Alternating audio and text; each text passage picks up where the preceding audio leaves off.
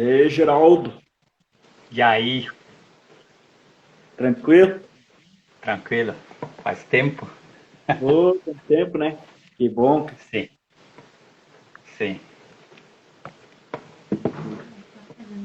Vamos ver se funciona direitinho aqui, que tava dando bug aqui. Mas Tá vamos me ouvindo? te ouvindo. Tá me ouvindo? Tô te Tô com ouvindo. fone aqui, né, testando. Também tô te ouvindo bem. Não dá problemas de... Vamos ver como se sai tudo bem. Que bom estar contigo.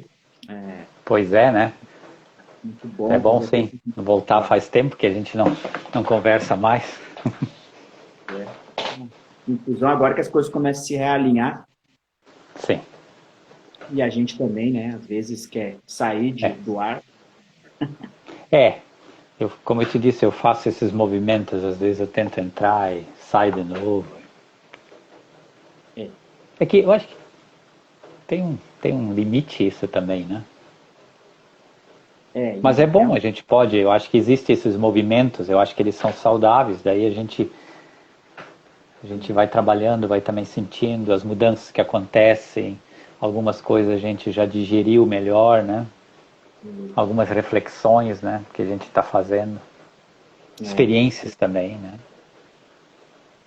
É, porque a gente, particularmente entrando nesse ponto, eu nunca fui contra a internet. Sempre achei que a internet é uma excelente ferramenta, ao contrário de outros que dizem que a internet era do demônio até a pandemia, né? Depois tiveram que usar a internet. E aí, mas por uma outra ótica, né? De realmente ver que tem trabalhos de qualidade na internet. Então a gente pensa Sim, assim, eu não preciso estar aqui. Eu posso me alimentar de coisas boas, mas eu não preciso ser alguém que está alimentando muitas vezes. Então sim, acaba sim. sendo melhor É, focar no meu ambiente, na minha localidade, algo de fato, do que querer fazer aham, algo na internet. Então é por outro é, caminho que a gente acaba ficando mais na nossa, mais é, em off, para poder construir, sim. para poder não se contaminar realmente. Até porque existe uma ilusão também hoje de que todo mundo tem que ser influencer, todo mundo tem que ser alguém na internet, todo mundo tem que fazer live. Isso não tem nada a ver, né? Às vezes, Não, só tem. bem, concordo. Porque o evangelho, na verdade, ele é encarnacional. Ele se encarna, ele se encontra. Deus, eu sempre acho que a própria carta de Hebreus, ela é muito clara, né? Deus falou ali, no primeiro capítulo, né? Falou de muitas maneiras, eu brinco às vezes, né? Ele mandou o WhatsApp, mandou tudo, e aí ele veio, porque é a encarnação, né? Claro que os meios de comunicação, a gente tem grupo, por exemplo, tem um grupo que a gente se reúne online, né? Nós temos vários, tem os dois, assim. Mas isso não substitui o encontro É, pessoal, né? Porque, mas há uma tendência, né? Há uma tendência do mundo cada vez mais se tornar frio. Na medida que o frio, amor esfria, cada vez mais as pessoas vão se desconectar e elas vão substituir aparentes conexões, conexões virtuais, né? Fantasiosas, inclusive, porque aí tu pode pintar, tu pode usar máscaras, tu pode fazer o que tu quiser. Mas eu acho que quando a gente faz um trabalho realmente como comunitário, quando a gente tem um relacionamento, tem uma igreja, como se diz, tem uma comunhão, isso é diferente. Eu acho que daí essas ferramentas elas agregam, né? né? Então, nesse sentido. É. E aí, então, nós voltando às atividades aqui, meditando nisso tudo, disse, cara, então colocar algum ponto, realmente focando na localidade, de alguma forma isso tem sido interessante. Particularmente tem gerado para mim, para nós, e eu acho que aos olhos da nossa volta não é uma grande expressão, mas como a gente tem tido essa intimidade, algumas percepções através mesmo do plano de Deus, no espírito, no profético, né, na visão panorâmica do futuro, o que Deus está fazendo, eu percebo que Deus, cara, está fazendo alguma coisa, porque de maneira incrível algumas peças começaram a se juntar, algumas coisas começaram a acontecer. Hoje a gente tem encontro com irmãos, tem movimentação. Essas lives aos olhos, né, da igreja, eu posso dizer, num sentido bem tranquilo aqui, parece insignificante, mas o fato de elas estarem acontecendo, cara, para mim ela é um sinalizador muito forte. É muito forte, porque até então a gente não conseguia desenvolver nada, nada fluía, nada acontecia, e hoje isso está acontecendo. Então acredito que realmente Deus está fazendo algo e a gente até percebe a necessidade dessa expressão, porque, cara, as trevas estão aumentando, aumentando, aumentando. Então eu decidi, vamos ver se surge alguma coisa. Convidei alguns amigos conhecidos para nós fazer live. E como a gente está particularmente revendo o evangelho, revendo a prática da igreja no ambiente particular, no ambiente aqui de comunidade, para justamente se desfazer de contaminações e não fazer algo que prejudique as pessoas e esteja alinhado com o que Deus quer. Então, eu vou lançar essa ideia e vamos ver o que acontece. E tenho sido surpreendido, né? Porque hoje, como nunca antes, o meu perfil de Instagram tem essas lives aí que são conteúdos fantásticos. Hoje contigo, algo maravilhoso que conheço, né? A gente tem conversado, vejo o que tu carrega de Deus e é impressionante. Assim, eu vou dizer para ti, tudo que a gente conversou antes que você falava, indicou material, compartilhou aquilo, por incrível que pareça, foi fundamento, base, tanto para essa minha vida de solitude na presença de Deus, a prática do silêncio, a prática da presença de Deus. E hoje a gente consegue viver isso em comunidade, algo que a gente não compreendia. As instruções, intelectuais, didáticas de livro, de teologia. E hoje a gente vive isso em comunidade. E isso, assim, tu não consegue mais... hoje, por exemplo, eu sou assim, eu gosto muito de levar um prato de comida nas ruas. Mas quando eu levo um prato de comida... Eu vi, vocês têm se integrado. Sim. E nós estamos tendo experiências também nessa área, então é muito interessante. Mas quando a gente tem essa percepção, né, da essência da presença de Deus, muda tudo. Muda a questão do nosso humanismo, da força do braço, muda o outro... Assim, Deus age. E aí a gente tem testemunhado disso, porque a gente tem... Então, eu sei que tu carrega e acho que isso é necessário, com certeza.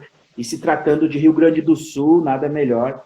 Eu quero levantar esses pontos aqui para tu poder desenvolver teu papo, porque a gente tem percebido uma coisa, né? No Rio Grande do Sul, nós somos gaúchos e a gente tem alinha algumas coisas, percebe que o gaúcho vem de um termo conhecido como... Existe um termo que se diz assim, é os vagabundos. Isso historicamente falando, um sistema... Ou seja, então nós vamos trabalhar para mostrar que não somos vadios, que não somos vagabundos. Ou o orgulho extremo, então vem a tradição. E aí tem um outro sentido que fala de orfandade, que por isso que é o termo gaúcho. Então tem tudo isso que deixa de ter um sentido. Então eu acredito que é necessário, então eu acho bacana a gente olhar para isso, ter um coração voltado. Particularmente é exatamente por um sentimento de que Deus olhe, e eu sei que Deus olha, mas de algo assim como realmente, de fato, nós querer que venha uma expressão de igreja, de evangelho, de presença de Deus no estado do Rio Grande do Sul, na cidade onde eu moro. Então, por esse sentimento, é que eu particularmente não resolvo ir para outro lugar. Porque a gente vê Deus manifestando, Deus fazendo algumas coisas. Eu digo, não, mas por favor, né, Deus, nós nos humilhamos, nos arrependemos, somos, né, dependemos do Senhor e queremos orar, clamar para que o Senhor manifeste isso e cooperar para que isso aconteça. Então, tu pode discorrer dentro disso, bate-papo leve, tranquilo, a gente não se estende muito, porque sabe que também não precisa. Sim. Mas fica à vontade, desenrola aí, vamos vendo, eu sei que tem coisas... Mas eu acho que aquilo que tu tem colocado, como a gente não tem conversado muito, né, mas ultimamente eu vi, né, que tem acontecido coisas, e é interessante, você falou assim, a questão de insignificância. Tu tá lendo Henry Nouwen, né? Lê um livro, o Líder do Século XXI, onde ele aborda justamente isso. Ele faleceu em 1996, se não me engano. E a editora Atos, e me surpreendeu, a editora Atos editou, lançou esse livro. E é interessante que ele levanta, e também ele aborda isso na outra literatura dele. E ele fala, uma das características do líder, do cristão, né, do ministro, que, como ele chama, não sei bem isso, é a insignificância. É. Você quer ser relevante, você tem que ser insignificante. Ou seja, é a questão da periferia. Acho que não é a questão de ser no vitimismo, mas Jesus, de certa forma, ele foi insignificante. E é muito interessante essa reflexão hoje, né? Porque nós vivemos numa questão de muito, como é que eu vou dizer, muito glamour, muita artificialidade. Então hoje você consegue construir muita coisa artificial. Você usando os métodos certos. Eu me lembro, foi uma jornada, não tem nada a ver com esse modelo hoje que tem de mentoria e tal. Mas era um tipo de discipulado que eu participei na década de 90, e que foi dito um dia assim, ó, que esse cristianismo ocidental que nós temos, apesar de tudo que aconteceu com a reforma, mas o pós-reforma, e principalmente nas últimas décadas, foi na década de 90, e que a gente podia edificar uma igreja, organizar uma igreja, e aí já havia todo esse movimento neopentecostal, toda essa coisa aí, e que não precisava de Deus. Precisava de uma ideia de divindade, alguma coisa que se chama, mas não precisava ter nada de Deus, não precisava ter o Espírito Santo, não precisava nada. E você conseguiria fundamentar uma igreja. E eu fiquei muito impactado com isso, porque existem técnicas, mas nesses últimos 25 anos, gente, eu me apavorei. O que existe hoje de ferramentas que imitam muita coisa. E toda a questão da mídia, que por mais que seja legal, né, a conexão que nós falamos no início, mas o perigo disso tudo. E cada vez mais se torna, vamos dizer, a questão do sucesso, né? Quem eu sou. Eu sou pelo produto, não pelo fruto. E aí eu vou chamar de novo o Henry Nouwen, porque ele trabalha essa história da diferença do ser produtivo e do ser frutífero, que isso faz uns 15 anos que eu li a primeira vez, impactou a minha vida e jamais esqueci. Quem sabe, eu vi aqui, alguém entrou que já me conhece aí, tem até um pessoal vai saber isso, que é a questão do ser produtivo e do ser frutífero, que é a grande diferença. E hoje nós estamos, né, contaminados, né, com a ideia, e nós estamos também vivendo num mundo onde nós precisamos, de certa forma, ser produtivos. Mas o perigo disso, de tornar a igreja também isso, porque a igreja deve ser o lugar do descanso, e nos movermos a partir desse encontro com Deus, o encontro, a intimidade, a solitude, vamos dizer, a redefinição de disciplina. A disciplina é como abrir um espaço, eu me organizar na minha agenda para ter um espaço, para ter um encontro com Deus, com o outro. Por exemplo, essa massificação, né? Então, o perigo disso. E eu nos últimos tempos aí, eu tenho continuado a refletir isso, e tem me impactado muito, e eu tenho dito uma coisa, esse papo que a gente tem, ele não chama as multidões. Não é. Mas ele é um trabalho, como se diz, de formiguinha. Ele é pequeno e a formiga ela é eficiente, vamos dizer, ela trabalha, vamos dizer, a aparente insignificância. E isso mexe com a nossa autoimagem diante do mercado, né? Mas esses pequenos sinais, e daí, Davi, como tu começou a compartilhar, e eu tenho escutado, os pessoal tem feito essas tentativas, está fora, mas eu quero ser igreja, não é ser destemplado, como se diz, desigrejado, não, mas eu estou procurando uma outra expressão de igreja, de ser igreja. E isso tá cheio, cara, isso tá muito forte, só que isso não aparece. Por isso que é interessante esses bate-papos, porque isso é uns 2 ou 3, 4, 5, só que você atinge, você alcança, no teu dia a dia. E eu acho que essa, para mim, é um sinal da restauração do Evangelho como ele era no princípio. Com muita confusão, é claro, com muitas... Como era, a primeira igreja estava cheia de coisas, e por isso que as cartas foram para tentar, as cartas de Paulo, para tentar, e assim como outras cartas existiam, né, para tentar organizar o negócio, para colocar o pessoal um pouco mais na linha, né, de reconectar. Então eu vejo esses sinais. Às vezes a gente está meio atrapalhado, às vezes a gente tem muitas certezas, diz, não é isso aí, a gente briga e tal, depois a gente diz, não é bem assim. Mas eu acho que isso é saudável, e por isso que é tão importante essa troca de experiências.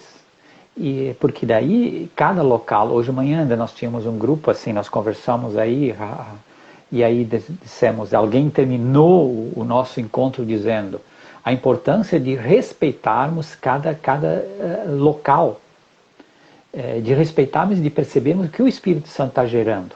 Porque nós temos hoje a questão pronta do pacote. Eu uso a ferramenta certa, deu certo não sei aonde, vamos dizer, o certo hoje. O certo sempre é multidões, no meu ver. Eu sou muito, posso estar errado, me desculpo, mas hoje o que determina a questão do sucesso é a multidão. Existe o Instituto Barna, né?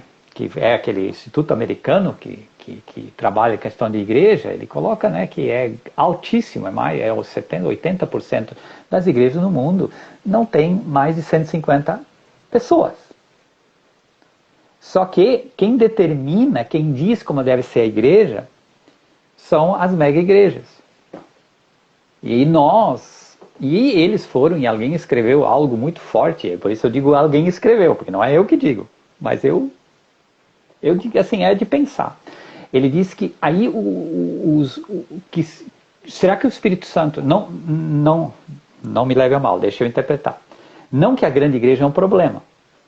Sim. Mas ela pode se tornar um problema quando ela massifica e ela quer impor as suas ferramentas para as igrejas de 50, 40, 50 pessoas, 70, ou seja, 10, 15 pessoas.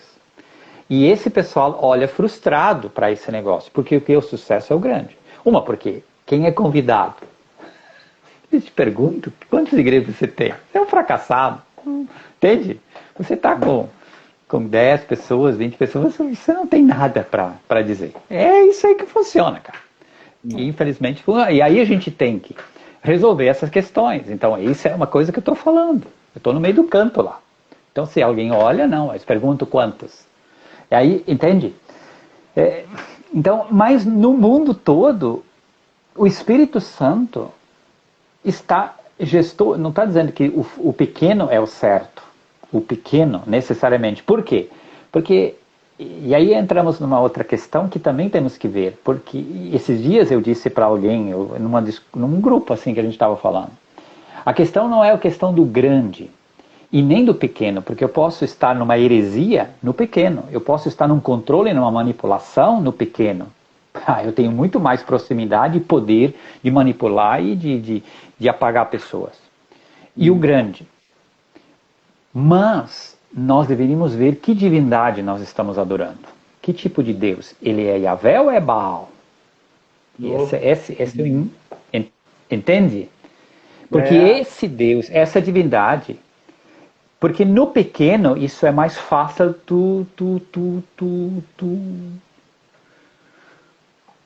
te flagrar. Uhum. Agora no grande não, porque a máquina funciona. A máquina funciona. E sempre tem um público que entra e sai. Então tu acha que tu tá certo. Tu tá certo, porque eu já estive trabalhando em máquinas. Onde a minha agenda eu poderia estar cheio sempre, visitando todo aquele negócio. Então a coisa, tu nem tem tempo para avaliar, dizer, peraí, Deus, isso é artificial, isso é essência, isso é frutífero ou é produtivo? No pequeno, nós somos confrontados. Em primeiro lugar, com as nossas tentações, de quem nós somos, né? A questão das tentações de Jesus, do poder, do sucesso, do fracasso, a nossa identidade. Eu sou filho, qual é o meu chamado? Eu sou realmente chamado para multidões?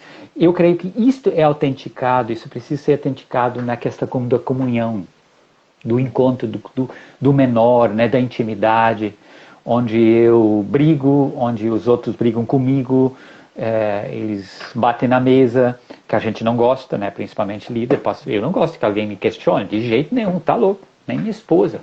Eu já fico ouriçado, né? Então, o orgulho da gente é complicado, mas ele acontece no pequeno. Então, eu vejo essa questão. E daí, voltando para esse autor, ele disse assim, o grande não é o problema, o grande deveria, as mega igrejas deveriam aprender com as pequenas igrejas. Com algumas, né? Sim. Isso eu nunca mais esqueci. Mas, os que têm um trabalho pequeno, tem pouca coisa, praticamente nada a aprender com o grande, porque o chamado deles é diferente. Porque se tu quer trazer esse grande para dentro, essa massificação para dentro do pequeno, você sufoca, você pisa eles, você esmaga as pessoas. É uma opinião, são homens, né? Eu só estou trazendo isso para dentro dessa reflexão. Por quê? Se tu tivesse numa máquina maior, você não teria tempo para fazer isso aí. Você não tem tempo para ler, você não tem nem tempo para entrar em crise. Não tem como entrar em crise. Tu estoura, as pessoas estouram, as pessoas... E isso que nós estamos ouvindo, o Thiago que tem levantado, é um desses que tem levantado essas questões. Os inúmeras pessoas. E eu confesso que eu me apavorei, porque eu estava meio fora, eu estava na minha bolha.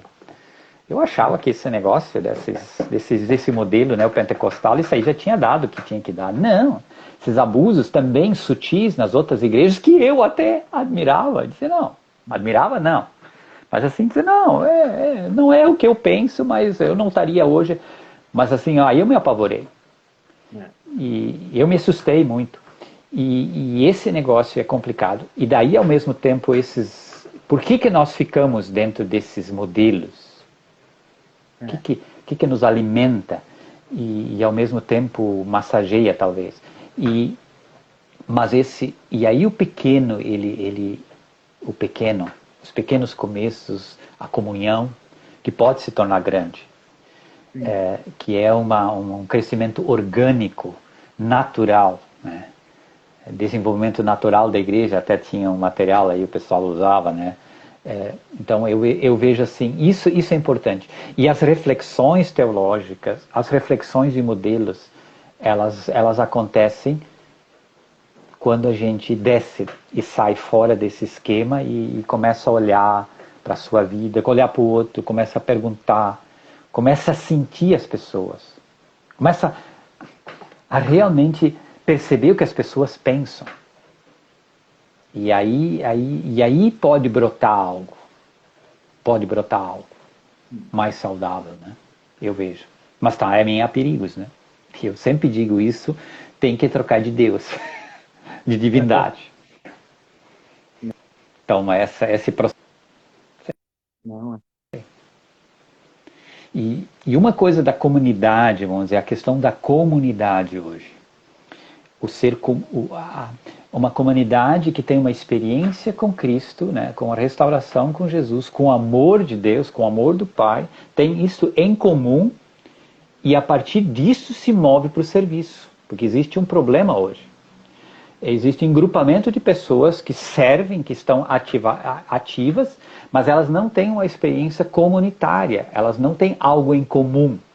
O que elas têm em comum, às vezes, é uma boa intenção, e daí entra a ferramenta. Eu tenho um propósito seco, não precisa, eu tenho uma proposta, né, quase como um clube social, uma proposta, apenas uma ideia, e eu me envolvo com isso, mas eu não tenho uma experiência comunitária com Cristo, com Jesus, com esse Deus que me ama, e nós experimentamos como filhos essa essência do amor, esse mesmo amor, nós somos batizados nesse mesmo amor, e aí nós nos movemos. Existe até um termo que se usa hoje, né, a comunidade que se torna comunita, não é comunista, é comunita. Ou seja, ela se volta para dentro, ela se encontra embaixo e na presença deste amor, ela às vezes briga, ela entra, ela nem sempre encaixa, que isso é um senso também de comunidade, e isso acontece no pequeno.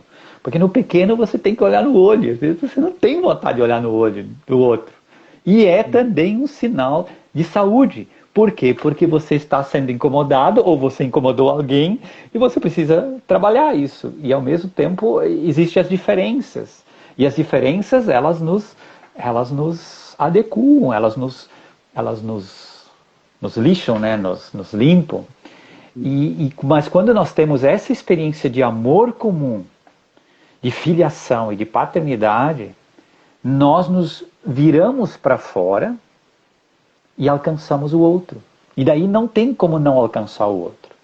Porque esse amor que a gente recebe, esse amor que a gente compartilha, ele desemboca no outro, ao encontro do outro. Aí seria a missão, né?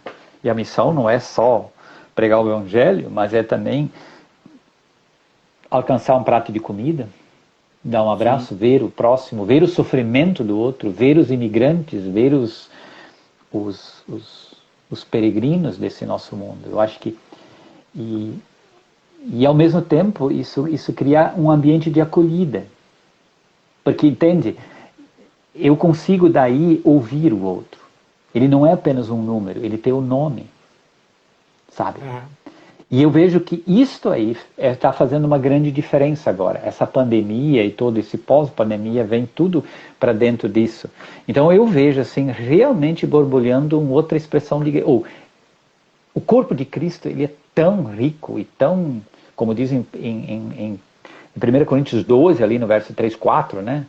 A multiforma, a multiplicidade de expressão do corpo, ele é rico. E por isso que é tão importante a gente ser sensível ao Espírito, trocarmos experiências, sim. O que funcionou, o que funciona, o que foi eficaz, e nós nos inspirarmos uns aos outros e fazermos experiências. E realmente construirmos relacionamentos e incentivarmos esses relacionamentos, essa comunhão, esse cuidado mútuo, esse ouvir o outro, uns aos outros. Estou falando tudo isso, a gente fica pensando assim, a gente não quer entrar nesses assuntos do que há aí de expressões, né? Fiz a live com o Thiago e assim, existe um povo que ama essa estrutura, essa expressão de igreja aí, em forma de produção, forma industrial, onde os métodos funcionam, as ferramentas fluem. A gente sabe que, como tu falou, mas se faz necessário porque o evangelho precisa ser exposto. E vai causar esse choque, vai causar esse embate. Nessa série de lives, né? Ezequiel veio falar sobre a mensagem dos apóstolos e profetas, Lucas veio falando sobre isso, esse é o evangelho, onde a mensagem se perdeu, e a mensagem se perdendo, a igreja se perde na prática, né? O que tu falou agora é muito difícil, aí entrando nesse link da expressão da igreja se perde. E aí nós temos duas coisas apontando para os próximos tempos, que já está acontecendo, que é a questão das ferramentas, que o coaching é usado muito para a igreja. Ele é muito bom, mas tem o seu lugar, tem que tomar cuidado. É o que a gente falou agora. E a hipergraça, que corrompe, né, a paternidade de Deus. Eu vejo que a hipergraça corrompe a paternidade de Deus, porque Cristo vem revelar o Pai. E aí existe um problema, nós temos um problema com a hipergraça que vai aumentar. Está bombando e vai aumentar. E nós precisamos ter essa... E eu vejo uma grande dificuldade. Eu falo de mim, testemunho de mim, porque realmente na mesa, no grupo pequeno, nós nos reunimos nas casas, nossa essência é essa. Nós não temos uma outra intenção e não achamos errado de modo algum, porque a minha experiência, eu presenciei igrejas sem placa, igreja que combate as placas, igreja que diz que a igreja nas casas é a igreja que funciona. Eu participei desses lugares que eram piores que o neopentecostalismo. Eu participei disso. Sim. É pior. Eu disse assim, cara, eu prefiro participar de uma congregação tradicional do que isso aqui. Prefiro. Sim. Totalmente. Então a gente vai amadurecendo e percebendo hoje, né?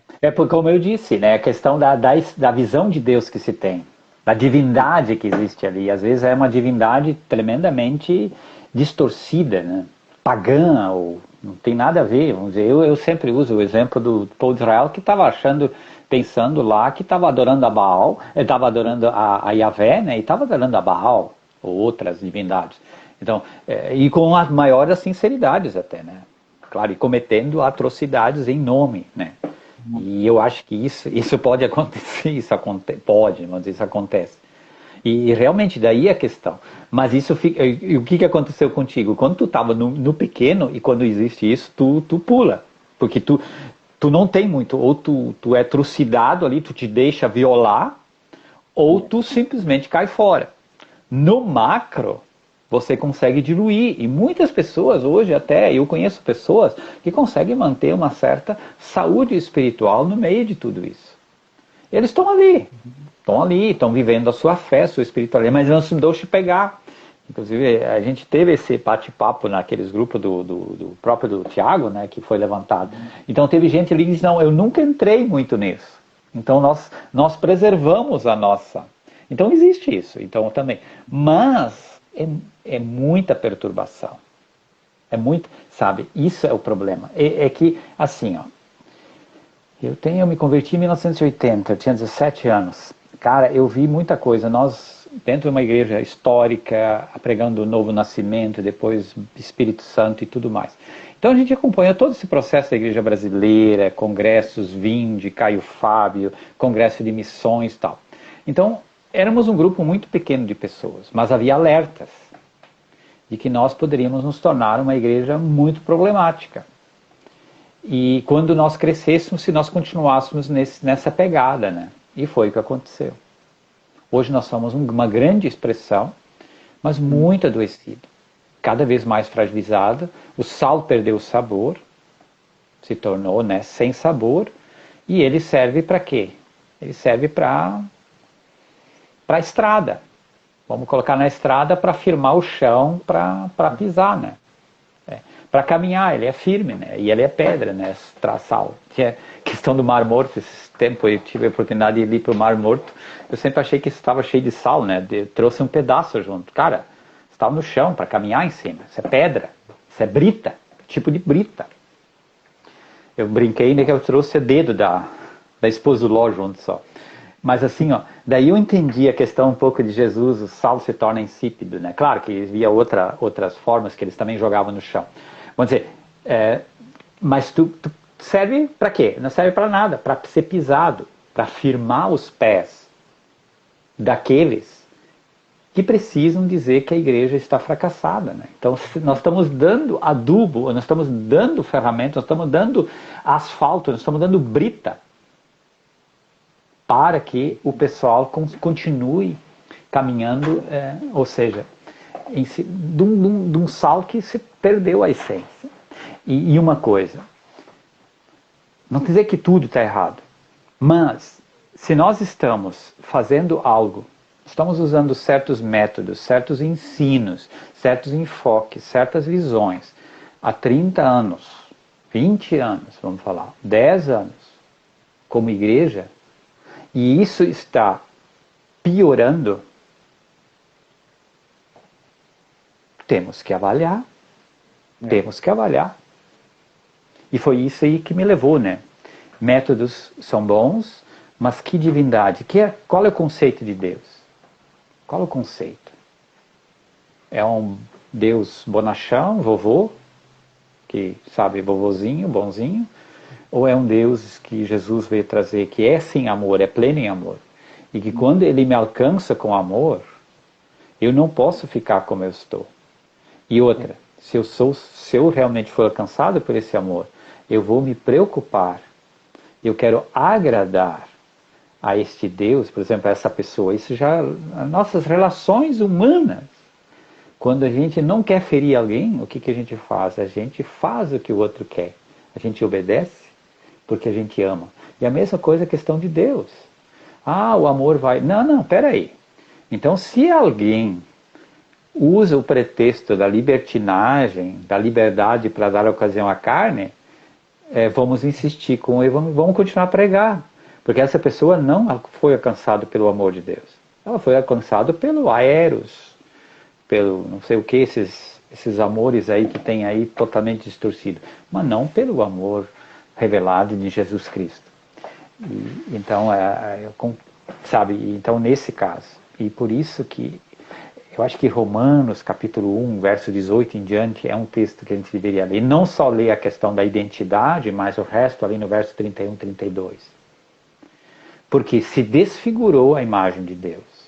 E essa desfiguração da imagem de Deus, limitando ela, nivelando ela a uma imagem terrena, ou de alguma expressão terrena, como Paulo diz ali, até como animais, faz com que a pessoa perca a sua identidade, ela não sabe mais quem ela é, se ela é homem ou mulher, mas também ela tem outras coisas ali, ela é desobediente, ela é irreverente, ela é fabricadora de males, ela não tem amor familiar, que é o amor storge, que é um ponto, é um outro ponto, que é o amor storge, o amor acolhedor, o amor que gera vida, é o amor que gesta vida. E, entende, não é mais lugar seguro. Então, tudo isso são consequências de uma distorção de uma imagem de Deus. E que nós vamos carregar. E aí isso vai refletir na igreja, isso vai refletir a expressão de igreja. Por isso, voltando a essa história, uma igreja grande, uma mega igreja, pode carregar essa essência do amor de Deus, da graça de Deus, da misericórdia. Inclusive, eu faço parte de uma rede de igrejas que trabalha muito forte a visão da paternidade de Deus, trabalha a questão do coração, esse cuidado do coração, da comunhão, e tem um ensino de amor, de saúde, e são igrejas grandes. Então, não estou colocando isso. Então, nós temos isso. Eu tenho isso hoje. Tenho igrejas pequenas, tenho igrejas que trabalham só nas casas, nos lares. Então, nós temos isso, essas expressões. Inclusive, isso é uma coisa que eu tenho defendido, porque eu disse, nós precisamos ter isso, e nós precisamos manter esse diálogo. O que você faz numa igreja de 150, 200, 300, 400 membros? Como é que você trabalha isso? Como trabalhar essa encarnação do Evangelho, incentivando a comunhão? E como nós, que somos igrejas menores, também vamos trabalhar, nós temos que trabalhar a mesma visão de Deus. Agora, o ser maior, alcançar maior, isso que cada um dá. E aí eu vejo, e realmente temos experimentado na prática, são os menores que agora estão fomentando a coisa. Estão dizendo, peraí, nós precisamos conversar, nós precisamos dialogar, nós precisamos ver, porque isso não é assim. Nós temos que mudar, porque isso nós já tínhamos. Então é muito interessante, e é justamente esse diálogo. Ele às vezes não é tão agradável, né, mas ele se torna. Por isso que é um lugar seguro que a gente precisa criar. E também entender que nós, às vezes, achamos que sabemos tudo, mas não sabemos tudo, não. É bom... Não sei qual é o teu tempo, né? É o que eu estou por ti, né? Tá tranquilo. Tá tranquilo.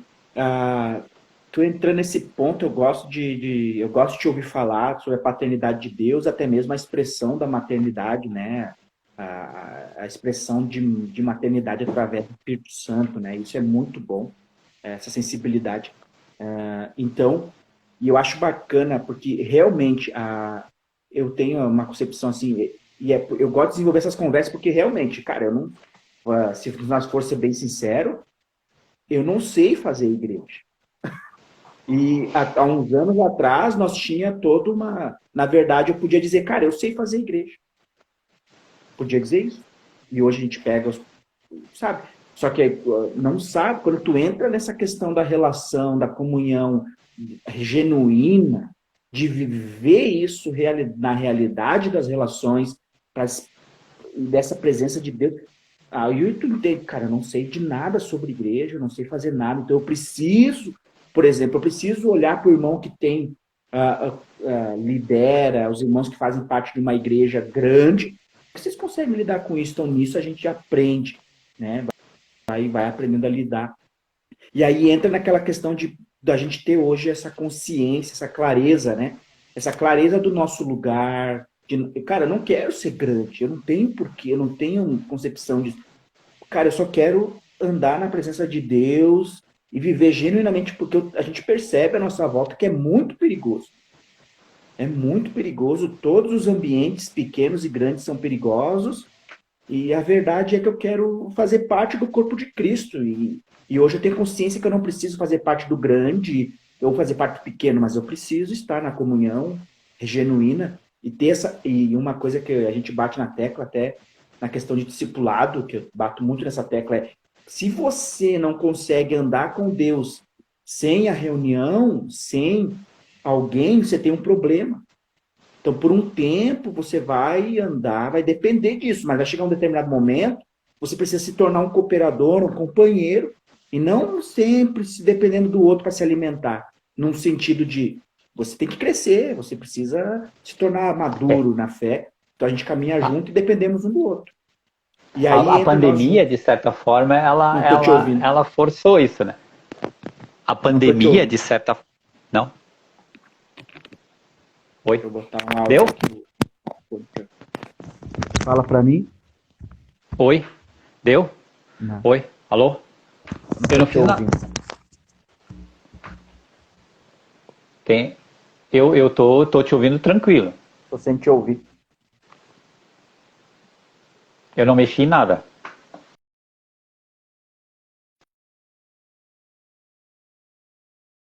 Acho que...